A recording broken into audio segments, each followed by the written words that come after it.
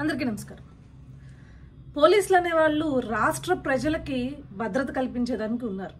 కానీ పోలీసులు గత 4.5 సంవత్సరాలుగా ఏం చేస్తున్నారు అంటే మెజారిటీ ఆఫ్ పోలీసులు జగన్మోహన్ రెడ్డి యొక్క పార్టీలో పనిచేసే నాయకులకి ఊడిగం చేస్తున్నారు అని చెప్పుకోవచ్చు.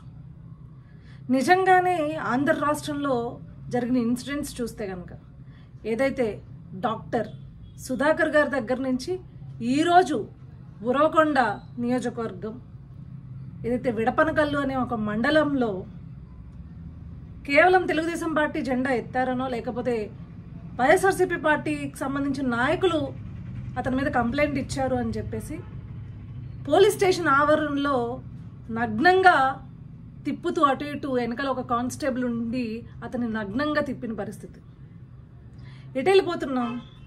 గత 4.5 ఏళ్లుగా ఈ పోలీసులు జగన్మోహన్ రెడ్డికి ఊడిగం చేస్తున్నారు. అంటే తన కాళ్ళ కింద కుక్కల్లా పడున్నారు మెజారిటీ ఆఫ్ పోలీసులు. నేను మళ్ళీ చెప్తున్నా, ఈరోజు ఈ వరుస ఇన్సిడెంట్స్ అన్నీ కూడా పక్క రాష్ట్రాలకు తెలిస్తే మన మీద ఉమ్మేస్తారేమో అనే కనీస ఇంగితం కూడా లేదు.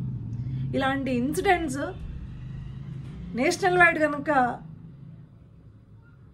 వైరల్ అయినప్పుడు కానీ తెలిసినప్పుడు కానీ మనల్ని ఏ రకంగా చూస్తారు అనేది, పోలీస్ విభాగాన్ని ఏ రకంగా చూస్తున్నారు అనే దానికి కనీస అవగాహన ఈ పోలీసులకు ఉందా? మీ ఒంటి మీద ఉన్న యూనిఫామ్ కూడా మిమ్మల్ని చూసి సిగ్గుపడుతుందయ్యా.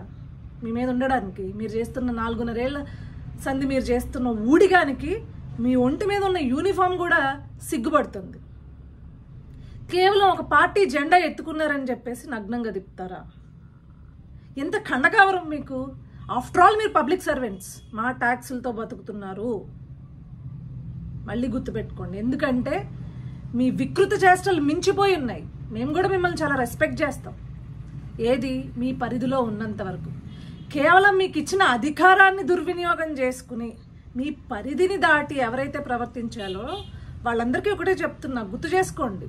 After all your A public servants, పబ్లిక్కి సర్వ్ చేయడానికి ఉన్నారు మీరు.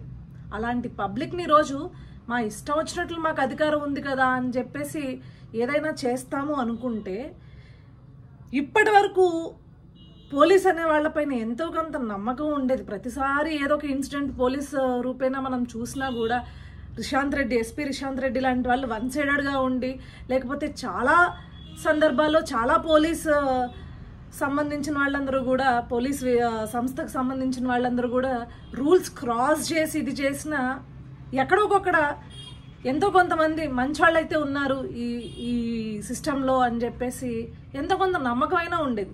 కానీ ఇలాంటి ఇన్సిడెంట్స్ చూస్తున్నప్పుడు ఎందుకు వచ్చిందయ్యా మీ బతుకులు ఊడిగం చేసుకోవడానికి? కేవలం ఏది మీకు ప్రమోషన్ రాదనో, మీకు ట్రాన్స్ఫర్లు అవుతుందనో, ఇట్లాంటి వాటి కోసము మీ బతుకునే తాకట్టు పెట్టుకుంటున్నారు.